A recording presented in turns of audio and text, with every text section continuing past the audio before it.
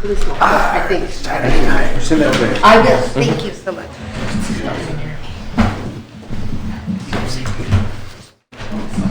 Oh, Mike, how are you? Oh, Rochelle, how are you? Good. Hello, Father Hepler. Printed off one that's not highlighted. I'll make sure. I figured you did, but I didn't. okay, thanks. We talked about it too. All right, we will welcome Father Jeremy Hepler, and if we will please stand for our invocation from Father Hepler. Father. Thank you, Mayor. Let us pray. Good and gracious God, we thank you for the opportunity to gather today. We ask that you bless any deliberations that may happen, bless the conversations, and bless and guide each and every one of us, so that in all of our actions we may seek what is truly good, what is truly beautiful, what is truly honest, and we may seek to build up this community for the glory that you have given us and that we reflect to you. And this we ask in the name of your Son, our Lord Jesus Christ. Amen. Amen. Please join me in the Pledge of Allegiance. I pledge allegiance to the flag of the United States of America and to the republic for which it stands, one nation, under God, indivisible, with liberty and justice for all. All right, thank you. Thank you, Father. All right, at this point, I will officially call the meeting to order. All right, Tina, if you would please call the roll. Mayor Young. Present. Vice Mayor Wilcox. Present. Commissioner Greenlee. Present. Commissioner Murphy. Commissioner Slattery. Present. Thank you. Thank you, Tina. At this time, we will open for public forum. Persons who wish to address the City Commission regarding items that are not on the agenda may do so at this time when called upon by the mayor. Speakers are limited to 3 minutes and should give their name and address when addressing the commission. Any presentation is for informational purposes only.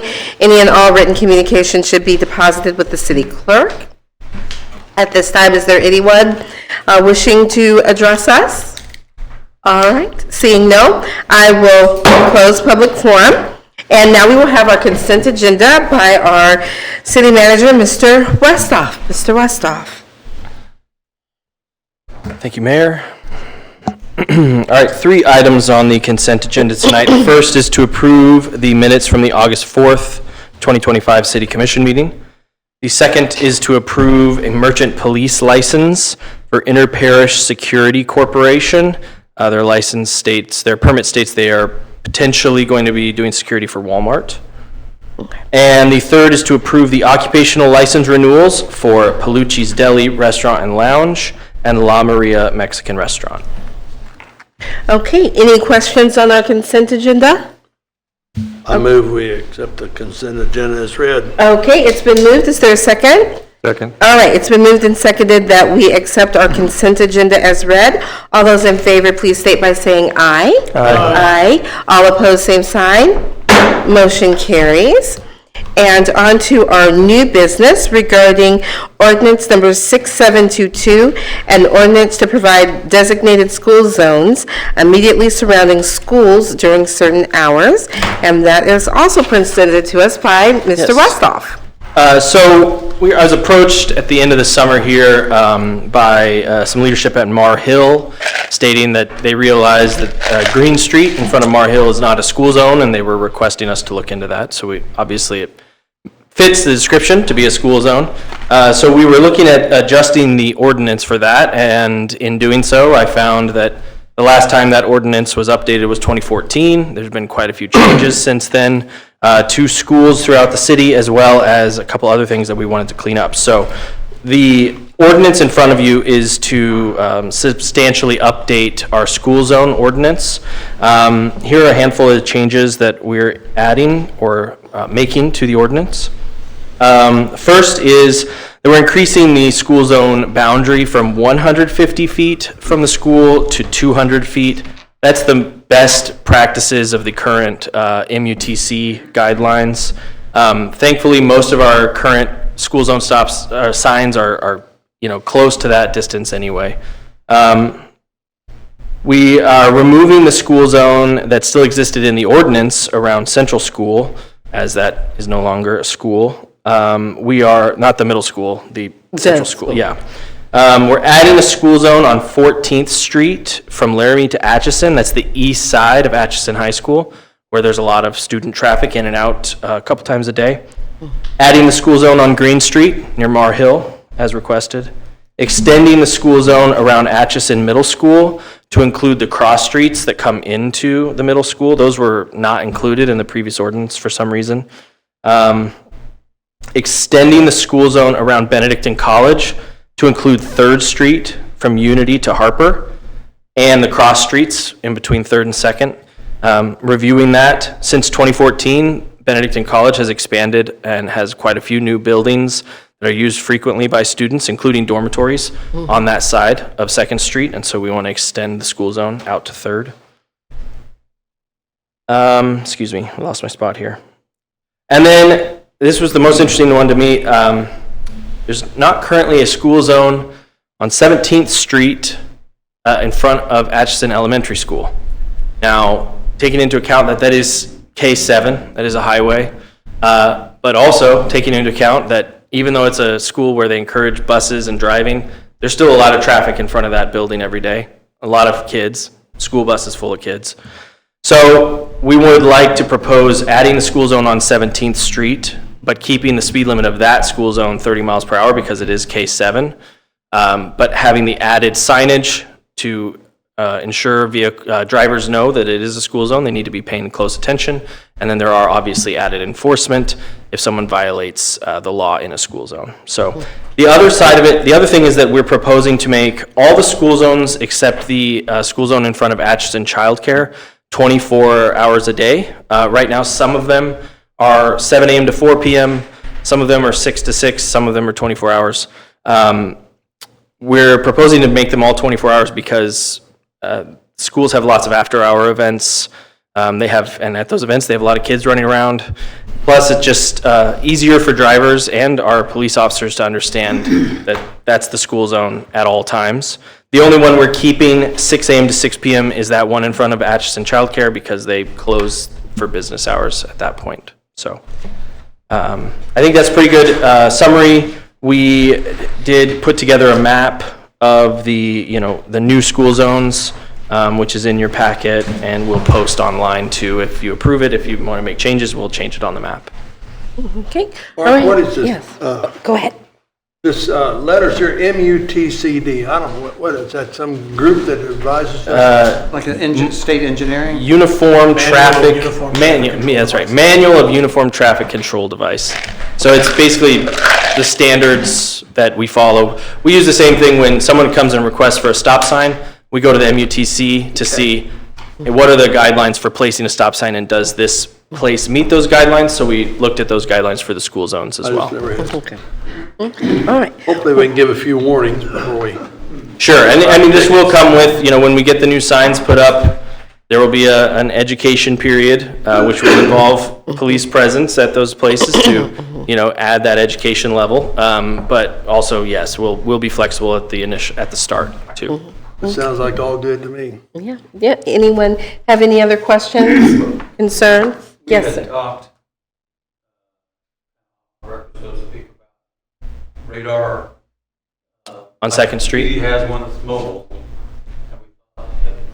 Did we consider that? We're still looking at those on Second Street. Yeah, we haven't purchased any yet, but we're looking at the options for those. Mhm. Because the objective. Correct. Yeah. Yeah, somewhere, if we were to find that other places in town had a similar speed problem, those are an effective device to slow people down. Mhm. Okay.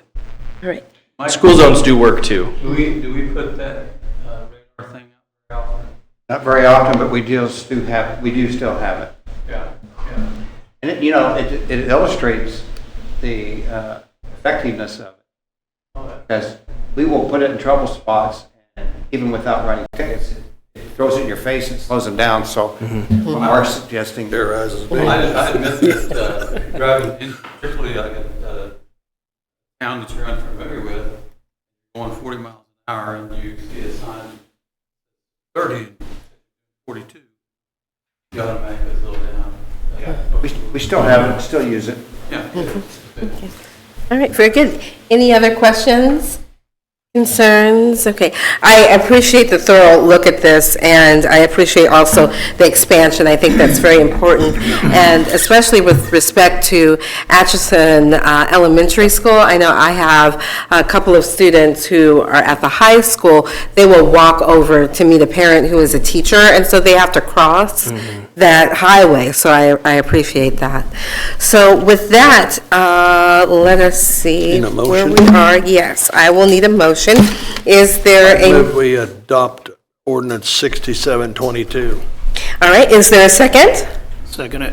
All right, it's been moved and seconded that we adopt ordinance number 6722, repealing and replacing Article 3, Section 31 through 37.2 of the City of Atchison's Municipal Code of Ordinances, school zones and school zone speed limits. Are there any questions, any concerns? If not, we will move to vote. All those in favor, please state by saying aye. Aye. All those opposed, same sign. Motion carries. Thank you. And that will go into effect upon publication in the Globe. Okay. All right, which will be, do we know when that will be? I think we'll try to get it into the next edition, so we'll see how the time goes. Thursday, but, yeah, okay. the Plan is for Thursday, and then obviously, we have to have time to get the signs up for any changes, but, yeah. Okay. Technically, it's in effect as soon as it's published in the Globe. Okay, fantastic. So this will be in effect on Thursday. Yep. All right, next are Technology Upgrades and IT Managed Service Provider Award. Mr. Westhoff. Yes, so, back in July, with help of staff, we released 4 technology upgrade RFPs for the following projects. One is a structured cabling upgrade in City Hall. Second is network and security upgrades for city staff and for our network. The second is endpoint updates, which are computers that need updated, and cloud migration. And then the third is the actual contract to provide IT to the city, the managed service provider contract. We had not looked at that in a handful of years. We'd been with our current provider for, I think, over 20 years at this point. So we thought we'd put it out to bid, see if, if there were other opportunities out there. And we were also hopeful that, whoever bid on the projects would potentially be the IT provider as well. That was our hope.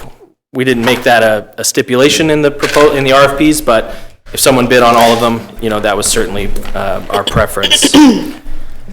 So we received 18 total proposals for the various projects. Some were just one project, some were 2, and some were all 4. Of those, staff reviewed them and chose 3 finalists based on the following criteria: the location and their ability to deliver on-site service here when needed. The fact that they bid on all of the projects was a qualifying factor, and then also the pricing of the packages. The 3 finalists were invited to complete a walkthrough of City Hall and the other city locations, and then to see if they wanted to adjust their final bids, and then make a presentation to city staff demonstrating their services as the potential IT provider for the city. The finalists, like I said, were also able to then adjust their bids based on what they saw at City Hall. After the walkthrough and the presentations, city staff each had an opportunity to grade the 3 finalists, again, based on those criteria we looked at before: service and the pricing for the final bids. And city staff unanimously selected Conduit Technical Services of Liberty, Missouri. And so these are the proposals in front of you. Their proposals are $22,199.39 for the structured cabling project, $23,925.80 for the network and security upgrades, $48,178 for the endpoint upgrade and migration process, and $97,500 for IT services in the contract. A couple notes on the finances for these things. The structured cabling project was previously budgeted for using ARPA funds, so that money is there. We also have $40,000 this year in the ERP for computer upgrades. So the Endpoint migration at 48,000, 40 of that is covered by that budget line. And then we propose using $32,104 of ARPA funds to cover the remaining project total. If you recall, that ARPA budget line, we had around 200,000 left for projects, but in that cabling budget, we had 40,000 in there, and so, all of this, that 32,000 together, brings us back to around 180,000 remaining in the ARPA for other city projects if you approve this. And then the annual contract is budgeted for in the city budget and then in the proposed budget for next year as well. All right, very good. Any questions or concerns? Do you have those numbers handy? Which What numbers? the budgeted amounts are for this year and next year? For IT services? I believe this year it's $50,000 that we budgeted for IT services, and we're proposing $100,000 for next year, which was the staff recommendation throughout the budgeting process for next year. Staff has been hoping for an upgrade in IT services for the city. We're increasing this infrastructure, and we believe that we'll get the support we pay for from this company, so.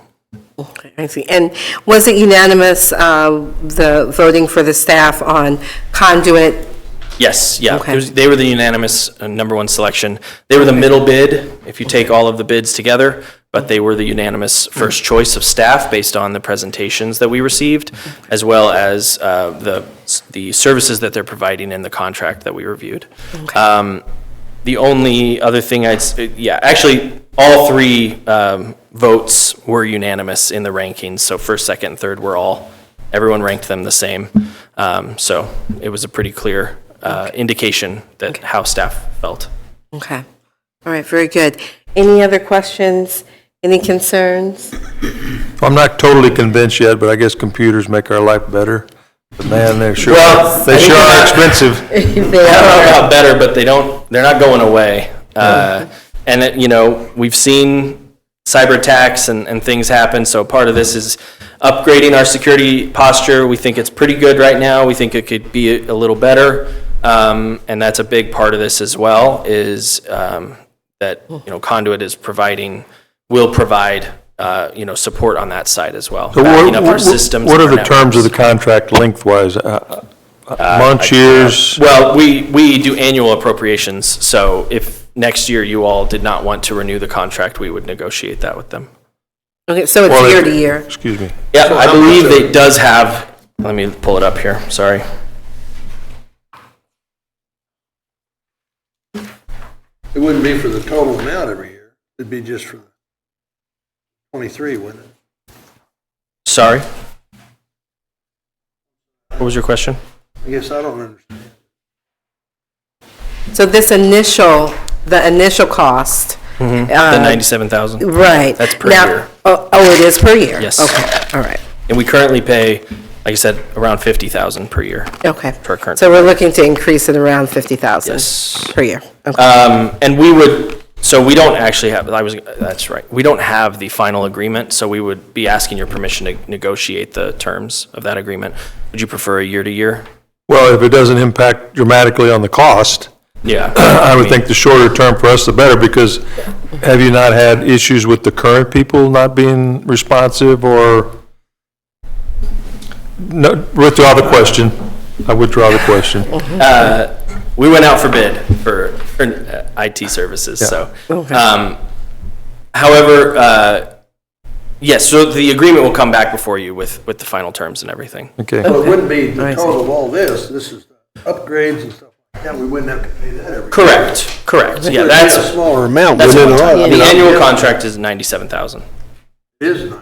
That's the annual contract, Okay, it's 97 you said? yes. Okay, all right, I see. I am continually concerned that we are protected from, obviously, cyber attacks. We've seen where our court systems have been a victim of that. State of Kansas. Yes, absolutely. So if the staff is in agreement that, and it sounds like that they were unanimously in agreement with Conduit, I'm fine with it.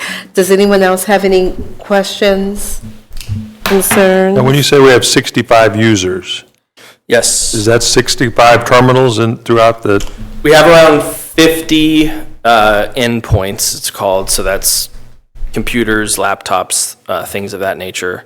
But then we have 65 city employees who have login capability to the network. So some access it just on their phones, some use like the joint computer at the shop where they will log in to see and do work on that joint computer. But we have 65 active users that log into our network. Do I understand everything that we do now will be cloud-based storage? Not everything, but more of it. So part of the endpoint migration is utilizing what we're already paying for. So part of it is we're already paying for Microsoft contracts that allow some of this cloud-based networking, and we're not using it right now, partly because we have servers here that we use. Would like to transition away from that, partly because we're already paying for it, and partly because it's easier for staff to securely connect to the network from not City Hall and from City Hall. But so remoting in and everything will be easier for staff and then more secure on backups as well. Plus, it'll transition us away from having to regularly purchase new servers as the servers we're using reach end of life, which happens frequently. We have budget lines in there right now to purchase new servers when they come up, so we'll be able to transition away from that. With But some of those will still remain for this new time. company, though, and I'm kind of like Larry, thinking we not so sure the computers are better.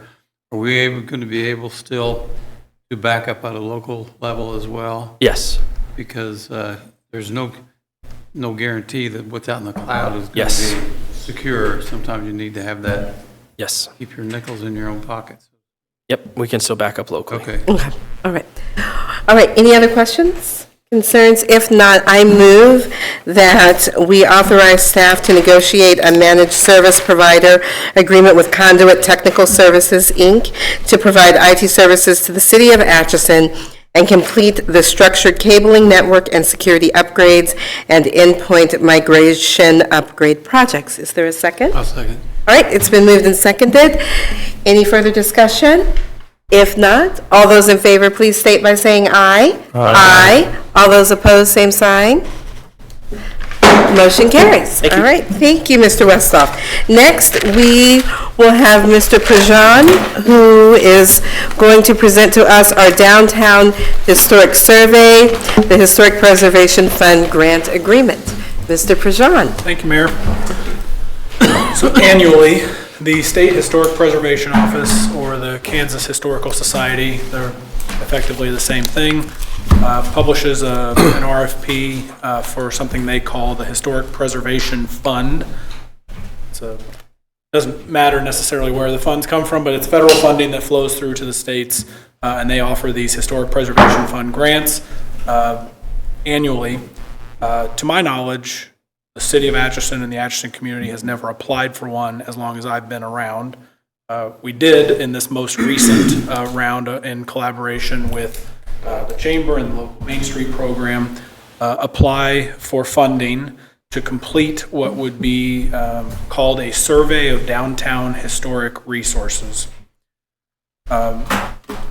We received that award, which was for $22,000. Ultimately, although there are several steps remaining, ultimately that could lead to the creation of a downtown historic district. Could. There are still several action points until we get there. Atchison has a couple of historic districts that currently exist. One of them is very small. It's called the Burns Rental Home District. Commissioner Slattery owns one of the homes, I believe, that's inside that district at 3rd and Kearney. There's 3 homes in a row that are nearly identical. Those 3 are packaged together, are a historic district. There's also, probably more well-known, the Amelia Earhart Historic District that was put together 25 or 30 years ago. So you might be asking yourself, what's the benefit to that potential end outcome here? Well, I can personally vouch for the availability of a number of different resources that are available to either properties that are listed on the historic registry or are contributing to a historic district. There's two main ones in Kansas, three I suppose, but two primary ones. The first is in Kansas, every time you record a mortgage, a couple of dollars are deposited into something called the Heritage Trust Fund. And then annually, the State Historic Office publishes a round of opportunities to apply for those funds. Atchison has received several of those awards in my time, mostly retaining walls that have collapsed inside the Amelia Earhart Historic District. And so that's capped at $100,000 per project, and they'll, for a for-profit entity that owns a property, you can get up to 50% of that paid for. If you do that $200,000 project, they would pay for up to 50% of it. Very competitive. They usually only assist properties that are in dire condition, but that's resource number one, the Heritage Trust Fund. Second, and this is not competitive, is the state historic tax credit, which this last legislative session was upgraded to 40%, effectively statewide 40%, meaning that if you needed to put, keep it simple, a $100,000 roofing project or something on a big downtown building, if you completed that project and went through all of the necessary steps of the state's historic tax credit program, finish it, send in your paperwork, and they would hand you a state income tax certificate that's worth $40,000. You can't use it yourself, you can sell it, but it's there's a very real monetary improvement to, as opposed to writing a $100,000 check for that project. It does come with a series of expectations, a series of administrative or bureaucratic requirements that you have to adhere to. It's not a good fit for everybody, but in some cases it's a really game-changing economic development incentive that makes projects that were otherwise economically impossible, makes some of those projects possible. The list here over the last decade or so of projects that have used historic tax credits to achieve economic viability, and all of these properties are individually listed, meaning the property is individually listed, it's not part of a district. Fox Theater Atchison, the 1913 Apartments, which is at the old YMCA, Central School Apartments, which is at the old Central School, the Service Brewing Company on the riverfront, Lofts at 832, which is the affordable housing project at 9th and Commercial. That's just to name a handful. Our Santa Fe Depot that we did this year. Santa Fe Depot HVAC improvements. Every time we upgrade an elevator, we just did dang near a six-figure reinvestment at the Guidance Center's HVAC in that building, 201 Main. We call it Bridgeview Apartments. Historic tax credit project. It's an enormous by right, as opposed to being competitive. It is a by right incentive, and in the state of Kansas, there is no cap annually to what they invest in those. It's a really great program if you can get your head around playing by their rules. Admittedly, some people prefer not to do that. That by right, explain that a little bit more. What by right means is that if you follow their program rules and you apply, you are awarded the certificate. It's not competitive, meaning you're not applying for a pool of funding. If you follow their rules, you are awarded the certificate. And so another thing that I want to mention is that Kansas is a very firmly and staunchly private property rights state, meaning that the historic tax credit program or the registry is not a regulatory program. Even if your home is listed as contributing or your building is listed as contributing, or if it's individually listed, you can just ignore it. You don't have to do anything. It's a carrot, not a stick, meaning if you want the tax credit certificate, play by their rules. If not, do whatever you like within the confines of the city's building permit process, and that's perfectly fine too. Financial commitment from the city of Atchison. This is a $22,000 grant that comes with a $16,000 minimum commitment from the city to fund that side of it. The next step in this process would be to sign this grant agreement, and then from there we would be permitted underneath the process that's dictated by the Kansas Historical Society here to seek qualified consultants that can complete this survey. One thing that I don't think everybody always understands is that downtown Atchison is absolutely enormous. Yep. There's hundreds of buildings in downtown Atchison, and so this survey will look at each of them and ultimately assemble the resources that lead to the decision of, is this building contributing to a potential district or is it not contributing? Buildings that are contributing would then be eligible for the resources that I described. If you're not contributing, you would not be eligible. I'll give you a couple of examples. The Holiday Inn Express is not going to be contributing historic character of downtown Atchison, nor will Scooters. Just a couple of examples. Those buildings aren't contributing. There's a lot of tweener cases there, though, where the old Wells Fargo building, you're 50-plus years old. So there's a lot of work to understand what's the era of significance here, what buildings are contributing to that era of significance, and what's not. That's the scope of work for the consultant to complete this. This is a necessary step to consider the process to listing. If we don't do this, we won't get to that point ever. If we do this and the public discourse, doesn't go in a way that that would lead this to be an acceptable thing here, we can do this survey and still not pursue the district. That is a plausible outcome. And just a little piece of background on why we've been considering a downtown district. Obviously, he mentioned it's very large. It's also got a lot of historic buildings in it. Some are individually listed already, but that's a process that requires some resources to do on your own. We looked at this, we partnered with the Chamber and the Main Street Committee as well to say this is an actual tangible economic development opportunity that we can hand to those businesses or individuals who own any buildings in that potential district that are historic. If we can hand them these resources for a pretty nominal amount for the district as a whole, then that's an economic development opportunity that we can provide. And if it, like I said, if they take those resources, that's up to them, but we'd like to provide the opportunity if it's there. And thus far, our commitment would be 22,000. No, that's the grant. That's the grant. And so our commitment is 16? That's the minimum commitment. That's the minimum, It depends okay. on the bids we get when you go through the process to get a consultant to do the survey. Okay. Yeah.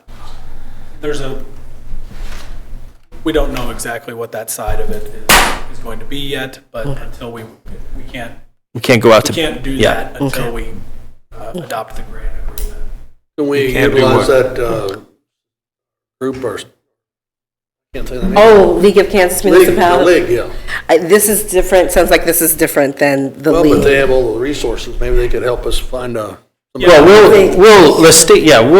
are plenty of consultant companies that do this work, and we'll go out and find the best one for us.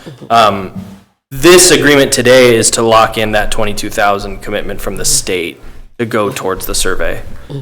So You can say no to it at any point in these processes. If we but- do this and that contract is $80,000, and that's just a totally different conversation. Yeah. But you'll know about that. So Is this do a you think one-time somebody, fee? go ahead. For the one time? Yes. Do you think somebody, like if you had a building like, say, the hotel, if they were going to upgrade the looks of that building to make it historical, that wouldn't work? No, it has to be authentic from the store. era of significance. Yeah, there's a lot of storefront buildings that would certainly be contributing. Yeah. Okay. So if one business utilized this program at $40,000 times 40%, that would equal the $16,000 we've invested, Correct. right? So anything more than one business doing 40,000, you're coming out ahead. Overall, it's the city paying it now, but yes, overall, for the economic benefit to the downtown area, yes, it would basically be So one do we large have any project. sense, has there been any survey conversation about what businesses might be interested? If it were I believe available? Jill Thorne has spoken with some of the chamber member businesses. Obviously, that's not every business in that down potential district. But I know some would be because some already do it, right? The Theater Atchison already does it with the Fox Theater. And so there are many down here that I think when we're going through this process, we would approach them and say, you know, just so you know, if you are listed as contributing, you have these resources available. I would believe many would take advantage. We also have Justin, as well as I think even Clinton has helped with the application process on these tax credits, that we can help the first time they do it. There are hoops to jump through, but it's not the worst process in the world to get 40% off of a Right. $100,000 project. They come in and tell you what you 40% off can of and a can't project. do. I'm going to Yes. use service as an example. They couldn't do anything with their interior, or their roof, to change the historical nature of that for X number of years. I would say an enormous capital project like that one, there's a higher level of, Review. Flexibility. Hurdles? yes, it's more stringent, and here's why. Because on bigger projects, you're not just using state historic credits, you're also using federal historic credits, whereas somebody who's doing a $50,000 roof is not going to be going through the federal historic tax credit process. So yes, the standards are called the Secretary of the Interior's Rehabilitation Standards, and projects have to follow those. But in my eyes, if you think of it as like a partnership, you've got partners in your business, I've got partners in mine. We try to stay on the same page and do things that are mutually the right way. If you view the historic tax credit and the Kansas Historical Society, if you view them as a partner, and they might ask you to do something to a slightly higher extent than you maybe would have, and in exchange for that, they're giving you 40% of the resources to do the project. That's how I think about it. And if you don't want to, hey, I'm thinking of doing this, and you just want to do it anyway, then do it anyway, and you don't get the tax credit. Their hope, the reason they do it, the reason the program exists is because they want historic buildings to be maintained in a historically authentic way. And in my eyes too, like I feel like the projects I've done that have historic tax credits, you wind up with a more authentic, as a higher outcome as a result of those resources. Was it more expensive? Yes. But the net effect was a positive for me, and they got what they wanted, which is that these buildings have been preserved and have a productive and useful life into the future. Do we have a footprint of what this district is, where Yeah. it starts, ends, and? Yeah, so I would say railroad tracks to some places Santa Fe, some places Kansas, and then from the river to 10th Street. Okay. That's what's typically known at the official definition of the downtown. Okay, so from the riverfront through 10th Street on, what is that, And then- commercial? And then it's from Okay. railroad tracks Railroad to tracks. at least Kansas, and in some Okay. places it extends up to Santa Fe, just based on the Okay. buildings as they exist. Okay. Who set the footprint? Just curious. That would be a city definition. Yeah, City's official we have an official definition And for can that, that so be- you can, Can that be adjusted? Because I can see, Yeah. I can see some ins and outs I would think so. along the tracks. yeah, well, yes, that's just the boundaries of what we consider to be I downtown. mean, we could adjust somewhere, we can make that adjustment, like, Sure. Include that elevator. It's already part of it. yeah. that's it, Yeah, But I mean, So, yeah. layers. I'd have to look at the map. I don't have it in front of me, Yeah. but a good portion is, But we basically, what I'm asking more so, we're the ones who are going to set those boundaries. well, we previously have defined that boundary. The city has previously defined that, and that's what they're currently operating with. Right. okay. Okay. I think it's worthwhile. I think that it will help to increase more organizations, more companies downtown. I'm very supportive of it. Justin, do you think this is a great opportunity? Yeah, I do. I mean, sometimes the old saying, when all you have is a hammer, everything looks like a nail. My hammer is historic tax credits. I've done a lot of this kind of work. So like none of the projects that I've done, that I've been involved with here, from the Fox Theater to Central to the old YMCA, none of those pencil without this resource. And I would, sometimes it's frustrating to watch bigger communities use economic development resources because they can do them at scale. And it can be expensive to pay the bond counsel and the attorneys and all that to access those incentives. So one of the things that I've always tried to take a lot of pride in is finding ways to access outside resources, but in a way that downscales to like the little small business that exists in downtown Atchison. But putting a building on the historic registry independently can cost like $5,000 to $7,000. Well, that's kind of prohibitive if you're the Daylight Donuts here. That they don't want to come up with that speculatively and hope for the best. This, though, a downtown district, potentially, I don't want to single them out, but could give them access to that in the future. And I think that's a really wonderful benefit.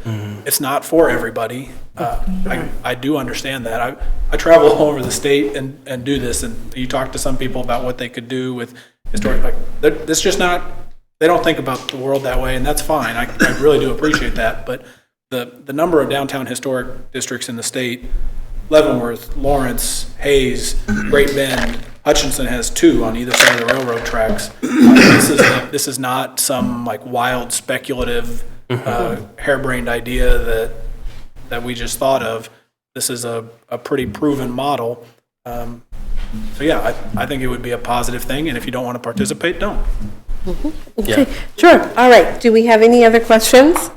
If not, I think we're ready to entertain a motion. Would someone like to move? I will move that we authorize the mayor and/or city manager to sign the project agreement for the $22,000 Historic Preservation Fund Grant Award from the Kansas Historical Society. Is there a second? I'll second. All right, it's been moved and seconded. Any further discussion? If not, let's vote. All in favor, please state by saying aye. Aye. All those opposed, same sign. Motion carries. Thank you, Mr. Prejean. You have one more. Annual Network Kansas Partnership Agreement. So beginning in 2017, the city of Atchison became an official partner of an organization called Network Kansas. They have a flagship program called the E-Community Program, Entrepreneurship Community Program. And over the last 4 to 5 years, their menu of offerings has expanded substantially. In that time frame, so since 2017, Atchison small businesses have received over $2 million of gap financing for startups, sometimes expansions, sometimes acquisitions, and that's over the last 8 years. Some businesses have done multiple loans, some have accessed multiple programs.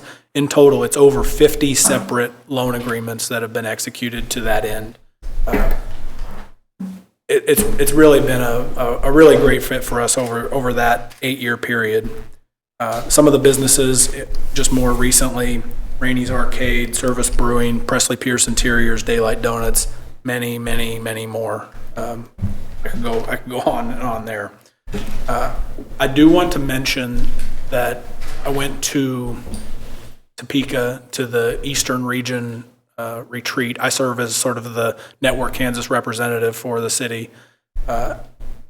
And there are some substantial changes to the Network Kansas program that I don't necessarily agree with. I think it runs a little bit afoul, like the history of their offering is that it provides easy to access capital for rural small businesses.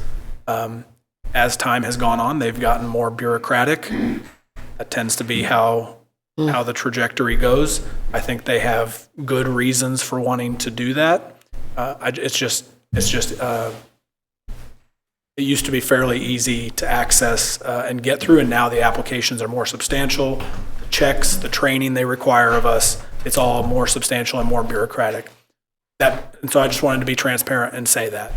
That being said, they do wonderful work. Their people are actually boots on the ground. It's not some person that sits in Topeka behind a computer. I can call the CEO of this organization tomorrow and he'd pick up and we can have a great conversation. So I have nothing but great things to say about Network Kansas. I'm not telling you anything I didn't tell them in person at that meeting. But I did want you to hear that the direction. So while this year I do recommend that we continue this, I have at least one small business in the hopper that is intending to apply and use these resources. Okay. That being said, our loan volume is not what it was a few years ago, and it's a more cumbersome program to get through. But that being said, I do think it's still in the best interest of the city to continue being a member, to participate. And so with that, I can answer any questions you might have about that. There is no financial commitment on your part. It's Network Kansas provides the resources. You all effectively provide my time to help people kind of navigate through that if they're interested in this. Are we responsible for that one failed loan in any way? No, I mean, it's Network Kansas's, it's they are allotted, their money comes from a handful of places. It used to always come from the sale of what are called entrepreneurship tax credits. The state of Kansas gives them $2 million a year of tax credits. They get sold, they create some equity, and so that was the primary funding source. And then that was successful enough, and this is the reason why things have become more bureaucratic, is they got some federal money through COVID programs, and so now they have to adhere to those program requirements, and increasingly so as time goes on. So yes, we do have one failed loan. That's the capital that is at risk here belongs to Network. I see. And is this through Commerce? Who just? Network Kansas is a quasi-governmental organization. Okay. They do a lot of partnership and cross-promotion with Kansas Department of Commerce, but they are an independent organization with their own board of directors. Oh, I see. Okay. And is it just this year that they're becoming a little bit more bureaucratic? No, that's been the trajectory for really since the federal money came into play.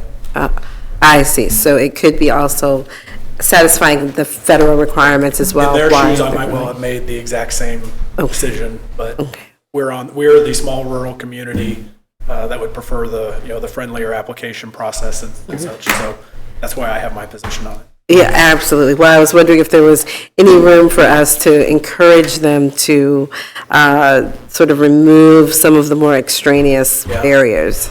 I will be advocating for that continuously. Well, I would think you have to guard against people just grabbing at what they think is free money. Yep. You know, and you got to have some boundaries, Right. unless you want to go out on the sidewalk and say, I got, who wants this money? No, we don't want that. No. Okay. So what kind of range for those people in our community are they? What kind of loan amounts are they? I would say, and this is one of the reasons why I have some concerns about the process. I believe the smallest one we've ever done was $7,000. And if somebody came to me today and asked if they could do a $7,000 e-community, I'd say, no way, it's not worth anybody's time. The time spent is not worth the return and the improvement that you're making there. The max for their e-community program is $45,000. The max for their Grow Kansas program is $100,000. So almost any, now it also has to be no more than 50% of a funding pie. So Network Kansas does not exist to replace traditional financing through banks or credit unions. They exist to augment it and to help banks and credit unions say yes to projects that they maybe otherwise wouldn't be able to take on entirely on their own. So I'll say that like a storefront business maybe could borrow as much as $145,000. However, that would have to come with a paired bank loan that would be at least $145,000. Another thing that I want to mention, I take this very seriously now. I don't do a ton of promotion of this program. We rely on the banks. the two local banks here that have done all but one of these in our history. Debt's a very serious obligation that you're signing, and so I don't go and try to talk people into taking on debt. We really rely on the two banks that we have here that have been really great partners on this, that if they have somebody come to them and want to do something, we can be a resource for them, but I don't want to be in the role of ever trying to talk anybody into taking on debt. I take that pretty seriously. The businesses you name here are all relatively recent startup business. Yeah. Is this apply only to startups or Expansions. somebody's been in business for 100 years? Expansions and acquisitions also. Two recent examples would be Anderson Eye Care, who bought their predecessor's business, and there was a real estate transaction there, and inventory and a little bit of blue sky or whatever goes into a transaction like that. So they utilized e-community funding and Grow Kansas funding to do that. Dating back 7 or 8 years ago, Raven Liquor was one of the very early utilizers. That was an outright acquisition. So hardware store has been awarded 2. Both of those were for acquisitions and sort of retooling of things. So what is their motivation? Lower interest? That is part of it, yes. But what I've seen most often is it solves a real estate appraisal problem. So this is a clear second position loan. And so if you go to the bank and say, I need $100,000 to buy a storefront building, but then you might have $50,000 of improvements. Well, if it's appraised at 120, you don't have the right loan to value ratio for a bank to finance that. But if you have a secondary subservient mortgage, second place mortgage underneath that, that's really useful for a bank to be able to say yes, because they don't have to include second place mortgages in their underwriting. Now, I will say Exchange and Bank of Atchison don't bring us deals that they don't believe in. They don't get that far in the process. They both sit on the loan committee to approve these. So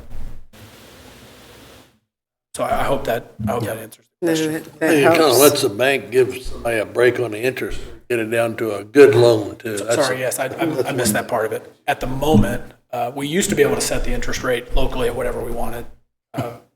Why some of them are 1.5% or 2% or whatever. Now Network Kansas has we used to have that freedom. Now their minimum is 4%, which is at the moment really, really fantastic. Yeah. But it's also fill out their criteria. You're not supposed to use this just as interest rate subsidy. It's supposed to be like, but for this gap financing, this isn't happening. Sometimes it does, of course, but that's what Network Kansas is going for. This still is Teresa McNamara involved in this program or not? It's a good recollection. Teresa runs an organization called Northeast Kansas Enterprise Facilitation, NEKEF. So she works in 5 counties and does free and confidential business coaching, consulting. So somebody comes to me and says, hey, I'm working on this. I want to take out an e-community loan. One of the number one things I do is say, go talk to Teresa. Or somebody will ask, like, hey, do you think my Beanie Baby store is going to succeed? I don't know. If you want to talk about that, here's Teresa. She provides free and confidential business planning and coaching. I don't give people feedback as to whether their idea is any good or not. So it's a different thing, but it's definitely a complementary fit here. Atchison, of the 5 counties, by far has the most utilization of that program. All right, very good. Any other questions, concerns, comments? Are we ready to entertain a motion? I so moved that we accept the annual Network Kansas partnership agreement. All right, it's been moved. Is there a second? I second it. All right, it's been moved and seconded that we accept this partnership agreement. Any further discussion? If not, all those in favor, please state by saying aye. Aye. All those opposed, same sign. Motion carries. Thank you, Justin. All right, next we have communications by Mr. Westhoff. Mayor, Commissioners. All right, we've got a couple things in communications. The first is we received a letter regarding the National Opioids Purdue settlement. There's a lot of these opioid cases, large kind of class action cases against different manufacturers and distributors of opioids. So there's a recent settlement with Purdue. The letter we received was asking us if we want to participate in that settlement. Generally, we have done so. We received that funding in the past, and we're planning to put it out next year as part of a program to try to help locally with some of the concerns around opioids. So there's a letter there about that. Bless you. And then we also have an announcement from the League of Kansas Municipalities about their 7th grade essay contest called Local Leaders of Tomorrow. So that's in the agenda. We also sent that out to local middle schools to see if they have any Atchison students who would like to contribute to that essay contest. And then in informational items, I have the July 25 financials. One note in there is the sales tax collections were up for the month of July, which is a good economic indicator for the city. And then I have my update as well, if you're ready for that. Okay. First thing is the Santa Fe sidewalk projects are substantially completed. I think I saw somebody out there with a broom today, but I couldn't tell if it was a contractor or a homeowner sweeping off some grass. So I think those sidewalks are open and ready to be used across the city, especially on the west side there. So it all looks really nice. We didn't have any major issues throughout that process. So a couple notes on housing. The Raven Hills area over here between 2nd and Washington, they've told us we should see some houses going in there soon, which is great news as well. We've also see quite a bit of construction, I think, around town as you drive around. I think I counted 5 or 6 homes being built as I drove around, so that's also great for the city. I was also told for the Raven Hills area that they're doing grading and that they're hopeful that the future First Street work might start this year. So they're hopeful that that'll go in sooner rather than later. So stay tuned on that. Speaking of streets, it is paving season for our city crews. So we've already finished the 200 block of Mound Street and the 1600 block alley between Commercial and Main, as well as the 500 block alley between L and M streets. We have crews actively working on Riverview Drive, so we will be doing some overlaying up there. We will fix up the 300 block of Laramie, which you all previously approved. It's going from brick street to pavement because of the structural issues there. And then we will also be looking at upgrading the eastern terminus of 298th Road as well before the end of the season. So they're busy, they're out. Please mind the cones if they're working in your area. We will have an opening for a new building inspector in October, as Phil is going on his well-deserved retirement. The job is now open, though. We have the opening listed online, and we're taking applications. So anyone with ICC certifications or in the process of getting ICC certifications is welcome to apply to that. We're still planning on the credit card fees update. We're still negotiating with different processors to try to get that down below 4%. Our current processor, the best that they will do in negotiations is 6.5. So we're going to keep negotiating and get it down below. We are still planning to begin the fees, whichever processor we decide, on October 1st. We may have to bump that out depending on how long the process takes, but we are still working on that. Again, as a reminder to all, we have free automatic bank drafting, and we have the details and forms on the website as well as at the customer service desk downstairs. So you can still do automatic withdrawals straight from your bank with no fee, no matter what.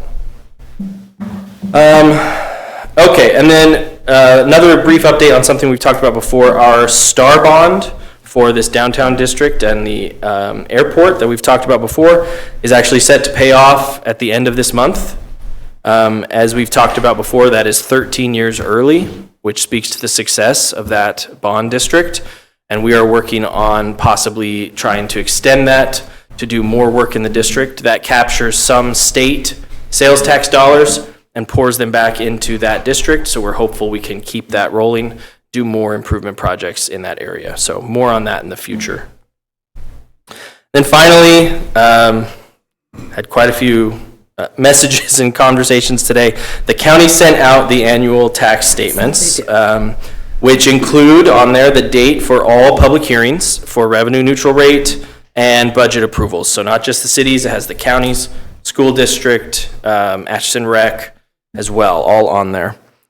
I just wanted to give a reminder that our public hearing is set for September 8th at the normal time. At the September 2nd meeting, I'll present the final budget to the City Commission and to the public, and then it'll be up for a week, and then the public hearing is September 8th. I do want to add for clarity that the numbers on those mailed tax statements that people received are the budget ceiling that each entity set. You recall, we had that hearing in July where we set a ceiling and we said we cannot go over this number. I believe we set it around 5 mils, if I recall, with the clear guidance at the time that we will come in well under that. We will come in well under that. But every number on that tax statement is based on if the taxing entities go to their ceiling that they set. So while I'll say it's accurate, each taxing entity could do that, it's also maybe a little confusing because most of those taxing entities that are not aiming to hit that ceiling, as on the city side, we're going to come in well under that. So on that 5 mils that we put as our ceiling shows up on statements around 9%. We're coming in well under 9% with our final proposed budget. So just a note for you all, as I'm sure you'll get questions, as well as for the public who might be watching. So that was everything I had. Okay, thank you. And just to reiterate, again, the information that you will receive in the mail regarding all of that information, our budget is, what you will see is a ceiling. We will come under that. Is that We correct? have to come under that, yeah. Okay, all right, just to be clear. All right, any other questions, concerns for Mark? I got a little Yes. concern here. The revised, when we got here, the Yes. booklet, what happened here? We got page 55 doesn't jive with 55. I thought it was just one little thing different. Is there some extra pages in there? Yeah. So what we had to amend the agenda packet. When I sent out the original Yeah. agenda packet, I had forgotten to attach the proposals for the IT services that we talked about. We caught it within Okay. an hour or two, and we amended the packet and added those proposals in. So So that changed the page number. it changed the page numbers, yeah. Mine. Those were added. Yeah, okay, from right here on. Yeah. Yeah. Okay, I got lost here at page 55 was completely Sure. different.